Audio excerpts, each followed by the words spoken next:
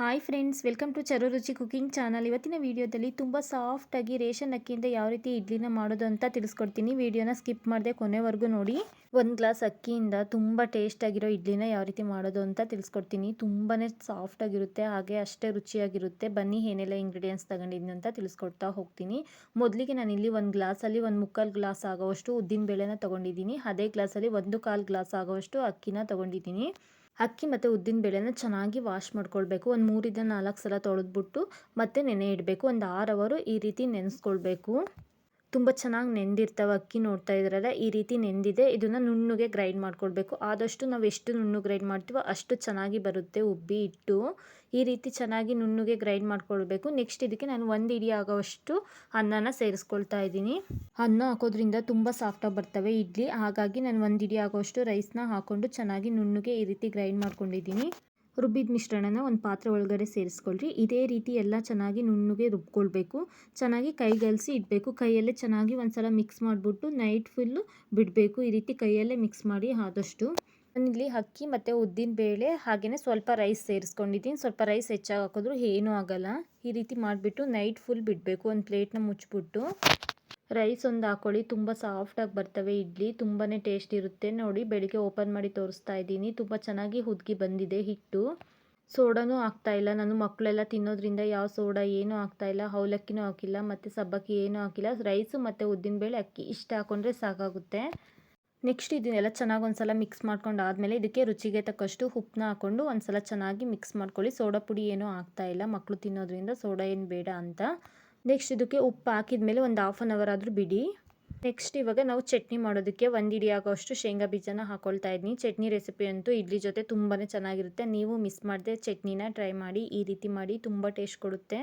ಈ ರೀತಿ colour change ಆಗೋವರೆಗೂ ಹುರ್ಕೊಂಡ್ರೆ ಸಾಕು ಶೇಂಗಾ ಬೀಜನ. ನೆಕ್ಸ್ಟ್ ನಾನಿಲ್ಲಿ 5 6 ಹಸಿಮೆಣ್ಸಿಕಾಯನ್ನ ತೊಗೊಂಡಿದ್ದೀನಿ. ಸ್ವಲ್ಪ ಹಣ್ಣಾಗಿದ್ದಾವೆ. ನೆಕ್ಸ್ಟ್ ಇದಕ್ಕೆ 1 ಈರುಳ್ಳಿ ಮತ್ತು 1 ಗೆಡ್ಡೆ ಬೆಳ್ಳುಳ್ಳಿನ ಹಾಕ್ಕೊಂಡು ಹಸಿ ಸ್ಮೆಲ್ ಹೋಗೋವರೆಗೂ ಹುರ್ಕೊಳ್ಬೇಕು. ಎಣ್ಣೆ ಏನೂ ಹಾಕ್ತಾಯಿಲ್ಲ. ಹಸಿ ಸ್ಮೆಲ್ ಹೋಗೋವರೆಗೂ ಹುರ್ಕೊಂಡ್ರೆ ಸಾಕಾಗುತ್ತೆ. ಹಸಿದು ಹಾಕಿದ್ರೆ ಸ್ವಲ್ಪ ಹಸಿ ಹಸಿ ಅನಿಸುತ್ತೆ ಚಟ್ನಿ. ಹಾಗಾಗಿ ಈ ರೀತಿ ಹುರಿದು ಮಾಡ್ಕೊಳ್ಳಿ. ಟೇಸ್ಟ್ ಅಂತೂ ತುಂಬಾ ಚೆನ್ನಾಗಿರುತ್ತೆ. ಒಂದು 3 4 ನಿಮಿಷ ಹುರ್ಕೊಂಡ್ರೆ ಸಾಕು. ಹಸಿಮೆಣ್ಸಿನ್ಕಾಯಿ ಎಲ್ಲ ಹಾಗೆ ಹಾಕ್ಬಾರ್ದು, ಚಟ್ನಿಗೆ ಬೇಗ ಹಳಸೋಗುತ್ತೆ. ಹಾಗಾಗಿ ಈ ರೀತಿ ಇಷ್ಟಾದರೆ ಸಾಕು. ನೆಕ್ಸ್ಟ್ ಒಂದು ಜಾರ್ ತೊಗೊಳ್ಳಿ. ಜಾರಿಗೆ ಹುರಿದಿಟ್ಕೊಂಡಿರೋಂಥ ಕಡಲೆ ಬೀಜ ಹಾಕಿ ನೆಕ್ಸ್ಟು ಕೊತ್ತಂಬರಿ ಸೊಪ್ಪು ಮತ್ತು ತೆಂಗಿನ ತುರಿ, ಒಂದು ಅರ್ಧ ಹೋಳು ತೆಂಗಿನ ತುರಿನ ಹಾಕ್ಕೊಳ್ತಾ ಇದ್ದೀನಿ. ನೆಕ್ಸ್ಟ್ ಹುರಿದಿಟ್ಕೊಂಡಿರೋಂಥ ಹಸಿಮೆಣ್ಸಿನ್ಕಾಯಿ ಹಾಗೆ ಈರುಳ್ಳಿ ಮತ್ತು ಬೆಳ್ಳುಳ್ಳಿನ ಸೇರಿಸ್ಕೊಂಡು ಸ್ವಲ್ಪ ಹುಣಸೆಹಣ್ಣು ಸೇರಿಸ್ಕೊಳ್ಳಿ. ನೆಕ್ಸ್ಟ್ ಇವಾಗ ಇದಕ್ಕೆ ಜೀರಿಗೆ ಹಾಕ್ಕೊಳ್ತಾ ಇದ್ದೀನಿ. ಒಂದು ಅರ್ಧ ಟೀ ಸ್ಪೂನ್ ಆಗೋಷ್ಟು ಜೀರಿಗೆ, ರುಚಿಗೆ ತಕ್ಕಷ್ಟು ಉಪ್ಪನ್ನ ಹಾಕ್ಕೊಂಡು ಸ್ವಲ್ಪ ನೀರು ಸೇರಿಸ್ಕೊಂಡು ನುಣ್ಣಗೆ ಗ್ರೈಂಡ್ ಮಾಡ್ಕೊಳ್ಬೇಕು. ನೀವು ಒಂದ್ಸಲ ಇಡ್ಲಿ ಜೊತೆ ಈ ವಿಧಾನದಲ್ಲಿ ಚಟ್ನಿನ ಮಾಡಿ, ತುಂಬಾ ಟೇಸ್ಟ್ ಕೊಡುತ್ತೆ. ಈ ರೀತಿ ಚಟ್ನಿ ರೆಡಿಯಾಗಿದೆ. ನುಣ್ಣಗೆ ಗ್ರೈಂಡ್ ಮಾಡ್ಕೊಂಡಿದ್ದೀನಿ. ಇದನ್ನು ಒಂದು ಬಟ್ಲಲ್ಲಿ ಸರ್ವ್ ಮಾಡ್ಕೊಳ್ಳಿ. ಬೇಕಿದ್ದರೆ ನೀವು ಒಗ್ಗರಣೆನೂ ಮಾಡ್ಕೊಳ್ಬೋದು. ನಾನಿಲ್ಲಿ ಒಗ್ಗರಣೆನೂ ಮಾಡ್ಕೊಳ್ತಿಲ್ಲ. ಇಡ್ಲಿ ಮಾಡೋದಕ್ಕೆ ನೀರನ್ನ ಇಟ್ಕೊಂಡಿದ್ದೀನಿ. ಇಡ್ಲಿ ಪ್ಯಾಟರ್ನ್ ಒಂದು 1/2 ಅವರ್ ಬಿಟ್ಟಿದ್ವಲ್ಲ, ಅದು ರೆಡಿಯಾಗಿದೆ. ನೆಕ್ಸ್ಟ್ ಇವಾಗ ಪ್ಲೇಟಿಗೆಲ್ಲ ಎಣ್ಣೆನ ಹಚ್ಕೊಳ್ಬೇಕು. ಪ್ಲೇಟಿಗೆ ಎಣ್ಣೆ ಸವರ್ಕೊಳ್ಬೇಕು. ಒಂದು ಗ್ಲಾಸಲ್ಲಿ ಸ್ವಲ್ಪನೇ ಆಯಿಲ್ನ ಹಾಕ್ಕೊಂಡು ಕೈಯಲ್ಲಿ ಎಲ್ಲದಕ್ಕೂ ಸ್ಪ್ರೆಡ್ ಮಾಡ್ಕೊಳ್ಬೇಕು. ಇದೇ ರೀತಿ 3 ಪ್ಲೇಟಿಗೂ ಎಲ್ಲ ಪ್ಲೇಟಿಗೂ ಈ ರೀತಿ ಕೈಯಲ್ಲೇ ಚೆನ್ನಾಗಿ ಸ್ಪ್ರೆಡ್ ಮಾಡಿದ್ಮೇಲೆ ಇಡ್ಲಿ ಹಿಟ್ಟನ್ನ ಇದರೊಳಗಡೆ ಹಾಕ್ಕೊಳ್ಬೇಕು. ಇಡ್ಲಿ ಪ್ಯಾಟರ್ನ ಹಾಕ್ಕೊಂಡು ಹಬೆಯಲ್ಲಿ ಬೇಯಿಸೋದಷ್ಟೇ. ಈ ರೀತಿ ಮಾಡಿ, ತುಂಬಾ ಟೇಸ್ಟ್ ಕೊಡುತ್ತೆ ಇಡ್ಲಿ ಅಂತೂ. ಕಾಟನ್ ಬಟ್ಟೆನೂ ಹಾಕ್ಬಿಟ್ಟು ಮಾಡ್ಬೋದು. ನಾನು ಇಲ್ಲೇನೋ ಯೂಸ್ ಮಾಡ್ತಾ ಇಲ್ಲ, ಬರೀ ಎಣ್ಣೆನ ಹಚ್ಬಿಟ್ಟು ಈ ರೀತಿ ಇಡ್ಲಿ ಹಿಟ್ಟನ್ನ ಹಾಕ್ಕೊಳ್ತಾ ಇದ್ದೀನಿ. ನೋಡ್ತಾ ಇದ್ರಲ್ಲ, ಇಡ್ಲಿ ಹಿಟ್ಟನ್ನ ಪ್ಯಾಟರ್ನ ಹಾಕ್ಕೊಂಡ್ಬಿಟ್ಟು ಚೆನ್ನಾಗಿ ಉಪ್ಪು ಹಾಕಿದ್ಮೇಲೆ ನೀಟಾಗಿ ಚೆನ್ನಾಗಿ ಮಿಕ್ಸ್ ಮಾಡ್ಕೊಳ್ಬೇಕು. ಈ ರೀತಿ ಮಿಕ್ಸ್ ಮಾಡಿದ್ದಾದಮೇಲೆ ಎಲ್ಲ ಪ್ಲೇಟಿಗೂ ಹಾಕಿದ್ದಾದಮೇಲೆ ನೀರು ಮಳ್ತಾ ಇರಬೇಕು. ನೀರು ಕುದಿ ಬಂದಮೇಲೆ ಎಲ್ಲ ಪ್ಲೇಟಸ್ನೂ ಇಡಬೇಕು. ನೀರೆಲ್ಲ ಕುದಿ ಬಂದಿದೆ. ಇಡ್ಲಿ ಪ್ಲೇಟಸ್ನೆಲ್ಲ ಇದ್ರ ಮೇಲೆ ಇಟ್ಕೊಂಡು ಚೆನ್ನಾಗಿ ಹಬೆಯಲ್ಲಿ ಒಂದು 10 15 ನಿಮಿಷ ಇಡ್ಲಿನ ಬೇಯಿಸ್ಕೊಳ್ಬೇಕು. ಮಿನಿಮಮ್ ಒಂದು 10 15 ನಿಮಿಷ ಆದರೂ ಬೇಯಿಸ್ಕೊಳ್ಬೇಕು. ಆವಾಗಲೇ ಇಡ್ಲಿ ಸಾಫ್ಟಾಗಿ ಚೆನ್ನಾಗಿ ಬೇಯೋದು. ನೋಡ್ತಾ ಇದ್ರಲ್ಲ, ಒಂದು 15 ನಿಮಿಷ ಆದಮೇಲೆ ಓಪನ್ ಮಾಡಿ ತೋರಿಸ್ತಾ ಇದ್ದೀನಿ ನೋಡಿ. ಇಡ್ಲಿ ಚೆನ್ನಾಗಿ ಉಬ್ಬಿ ಬಂದಿದೆ. ತುಂಬಾ ಸಾಫ್ಟಾಗಿ ಬಂದಿದ್ದಾವೆ.